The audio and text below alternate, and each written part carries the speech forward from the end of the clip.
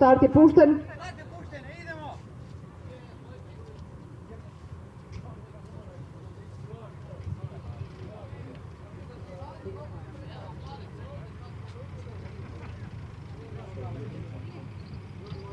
Znači, Picante je na čelu.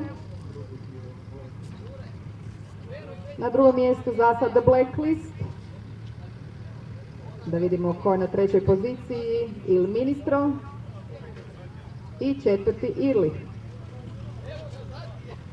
Konji ubrzavaju, redoslijed je isti kao što vidimo.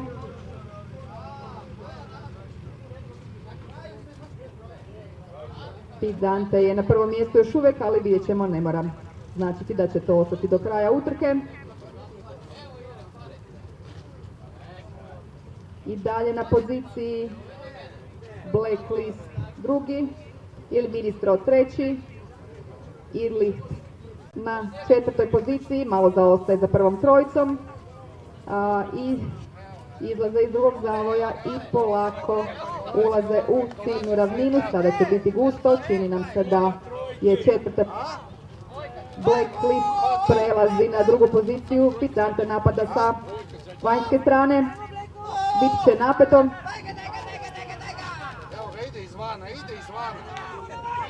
Idemo. Picante, da vidimo, može i do kraja. Picante borba. Picante na prvom mjestu.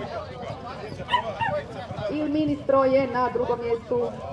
Na trećem mjestu je The Blacklist i Irli na četvrtom mjestu. Pričekat ćemo i službene rezultate.